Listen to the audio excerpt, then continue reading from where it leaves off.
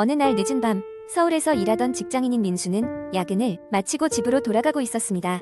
시간이 너무 늦어버려 대중교통도 막차 시간에 가까워져 그는 급히 지하철역으로 향했습니다. 막차 시간이라 승강장은 거의 텅 비어 있었고 드문드문 몇 명의 사람들만이 서 있었을 뿐이었습니다. 민수는 가까스로 지하철 막차를 탔습니다. 사람들은 대부분 다른 칸에 있었고 그는 혼자 시간을 보내고 싶어 마지막 칸에 올라탔습니다. 칸 안에는 아무도 없었습니다. 빈자리에 앉아 이어폰을 꽂고 하루 종일 쌓였던 피로에 지쳐있던 그는 곧 잠에 빠져들었습니다. 얼마나 지났을까? 민수는 갑자기 이상한 기운을 느꼈습니다. 주변이 싸늘하게 느껴졌고 자기도 모르게 잠에서 깼습니다. 눈을 떠보니 맞은편 창문에 수상한 그림자가 비친 것을 보았습니다. 지하철이 터널을 지나며 불빛이 깜박일 때마다 그림자는 점점 더 명확해졌습니다. 그것은 마치 긴 머리카락을 가진 여자의 모습처럼 보였습니다. 하지만 창밖을 아무리 들여다봐도 터널 안에는 아무것도 없었고 창문 너머로 사람의 형체가 나타날 이유는 없었습니다. 민수는 앉은 자리에서 몸을 일으키며 불안한 마음을 애써 달랬습니다. 진정하자.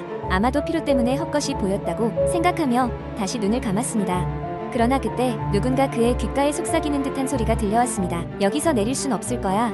민수는 깜짝 놀라 주위를 둘러봤지만 여전히 객차 안에는 아무도 없었습니다.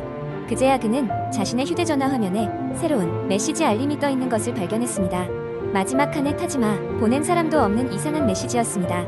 민수는 등골이 오싹해져 혹시나 하는 마음에 다른 칸으로 이동하려고 했습니다.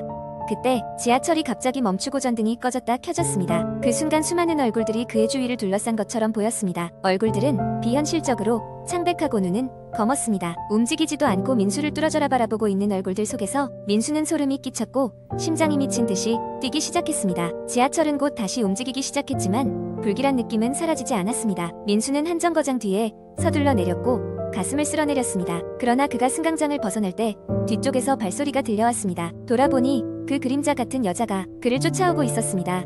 그는 온 힘을 다해 달리기 시작했고 필사적으로 지하철역을 빠져나와 거리로 도망쳤습니다. 그날 밤 이후로 민수는 다시는 막차를 타지 않았습니다. 그리고 인터넷에 자신의 경험담을 올리며 사람들이 조심하라고 경고했습니다. 마지막 칸에 타지 말라는 이야기를.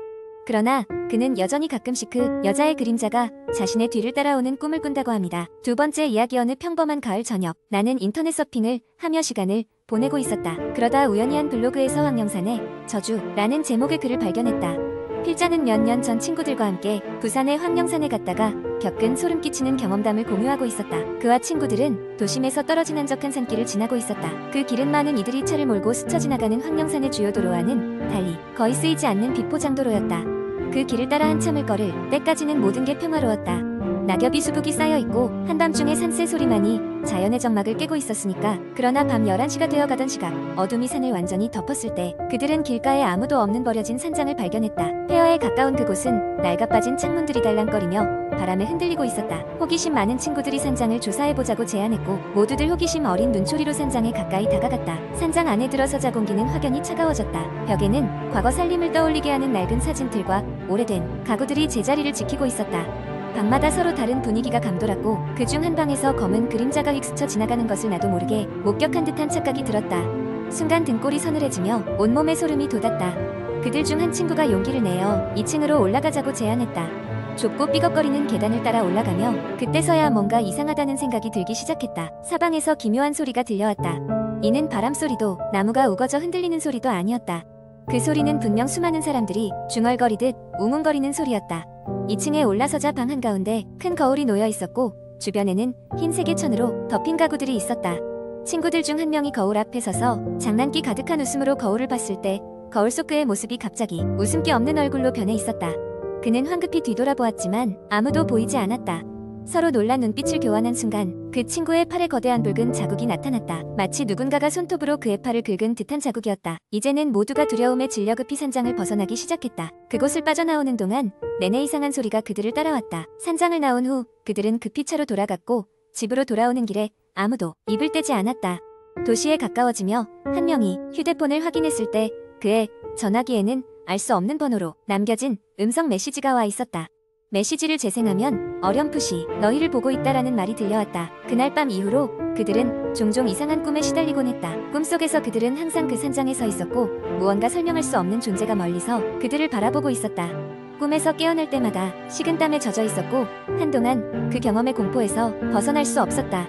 그날 우리가 산장에서 느낀 그 기이하고 음산한 느낌은 오랜 시간이 지나도 잊을 수 없다. 그리고 그때마다 섬뜩한 한 가지 확신이 들었다. 황령산의 저주가 정말 존재하는 걸지도 모른다는 세 번째 이야기. 몇 년 전 나는 서울 외곽의 작은 마을로 이사하게 되었다. 번잡한 도시 생활에 지친 나에게 그곳은 한적하고 평화로운 안식처가 되어줄 것이라 믿었다.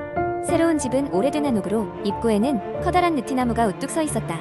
이 집은 몇 년째 비어 있었다고 했지만 상당히 깨끗하고 관리가 잘 되어 있었다. 이사를 마친 첫날 밤 이상한 일이 벌어졌다.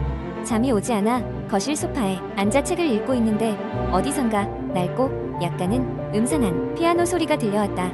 집 안에는 피아노가 없었으니 이상했다. 처음에는 바람에 창문이 흔들리거나 옆집에서 나는 소리겠거니 생각하며 무시했지만 소리는 계속되었다. 결국 나는 소리가 나는 방향을 따라 집을 둘러보기로 했다. 소리가 나는 곳은 안방 옆 작은 방이었다. 문을 열었을 때 방 안에는 아무것도 없었고 소리도 사라졌다. 이상한 기분이 들었지만 피곤했던 나는 대수롭지 않게 넘기고 잠자리에 들었다. 다음 날 아침 마을에서 운영하는 시장에 갔다. 사람들이 하나둘씩 내가 산 집 이야기를 꺼내기 시작했다. 10년 전 그 집에서 가족이 살았는데 어느 날 갑자기 사라졌다는 이야기였다. 이후 그 집에서 사는 사람들마다 이유 모를 불행이 닥쳤고 그래서 집은 점점 저주받은 집이라 불리며 비어있게 되었다고 했다. 미신이라고 생각하면서도 어젯밤에 피아노 소리가 떠올랐다. 며칠이 지난 어느 날 또다시 피아노 소리가 들려왔다. 이번에는 무언가 다르다는 것을 깨달았다. 소리는 일정한 멜로디를 반복하고 있었다. 호기심에 소리를 녹음해두기로 했다. 녹음을 반복하다 보니 그 멜로디가 낯설지 않다는 것을 알았다. 어디서 들어봤을까 고민하던 중 어머니가 어릴 적 자주 들려주던 자장가라는 것을 알아냈다. 어머니께 전화를 걸어 물어보았다. 그 자장가는 오래전 우리 할머니가 어머니에게 들려주던 곡이라며 그 집과는 연관이 없을 것이라 했다. 그러나 끈질긴 소리가 계속되자 나는 뭔가 더 알아봐야겠다는 생각이 들었다. 마을 도서관에서 집에 대한 기록을 찾기 시작했다. 그러던 중 몇 년 전 이루어졌던 한 기사를 발견했다. 그 집에 살던 가족 중 어린 딸이 실종되었는데 수사 결과 결국 찾지 못하고 사건은 미제로 남아있었다. 피아노를 좋아하던 그 딸아이는 실종되기 전날 밤 피아노고 연습을 하고 있었다고 했다. 그 곡이 바로 내가 들은 그 멜로디였다. 이해할 수 없는 공포감에 휩싸여 나는 즉시 짐을 챙겼다. 밤이 되자 멜로디는 더 이상 집 안에서 울리지 않았지만 이웃 마을로 떠난 나의 꿈속에 등장하기 시작했다. 꿈속에서 나는 외딴 숲을 속에서 길을 잃고 헤매고 있었다. 숲을 너머로 작고 여린 아이의 목소리가 들려왔다. 엄마. 그리고 그 뒤로는 익숙한 피아노 멜로디가 이어졌다. 그날 이후 나는 그 집 근처를 다시 돌아가지 않았다. 다만 가끔씩 창밖으로 스치는 바람소리에 그 멜로디가 들릴 때마다 오한이 들곤 한다. 이것은 그 집에 얽힌 여러 이야기 중 하나일 뿐이라고 마을 사람들은 말했다. 그러나 나에게 있어서 이 이야기는 단지 과거의 기억 그 자체가 되어버렸다. 내가 살던 그 집은 여전히 조용히 서 있고 아마도 또다시 누군가에게 피아노 멜로디를 들려주고 있을지도 모른다. 네 번째 이야기. 제가 대학생이었던 때의 이야기입니다. 방학이 되면 늘 하던 대로 아르바이트를 하고자 겨울 방학 동안 머물 수 있는 방을 알아보고 있었습니다. 마침 근처에 저렴한 원룸을 발견했는데 보증금은 적었고 월세는 학생인 저에게도 부담이 되지 않는 수준이었습니다. 주인 아주머니께서는 아주 친절했고 방도 깨끗해 보여 아무 의심 없이 계약을 하고 짐을 옮겼습니다. 계약한 방에는 낡은 장롱이 하나 있었는데 처음엔 그냥 버릴까 하다가 별로 신경 쓰지 않았습니다. 그날 밤 처음으로 그 원룸에서 잠을 청했는데 이상하게도 좀처럼 잠에 들 수가 없었습니다. 평소라면 베개에 머리가 닿기 무섭게 잠이 들었을 텐데 말이죠. 간신히 잠에 들어도 중간에 가위에 눌리곤 했습니다. 무언가가 제 몸을 강하게 누르는 듯한 느낌이 들었고 숨이 막혔습니다. 눈을 떠보면 분명 아무것도 없는데 계속해서 불안한 느낌이 들었습니다. 며칠 후 학교에서 밤늦게 돌아온 날이었습니다. 지친 몸을 이끌고 방에 들어서자 싸늘한 공기가 느껴졌습니다. 히터를 틀어놨는데도 이상하게 방이 차가웠습니다.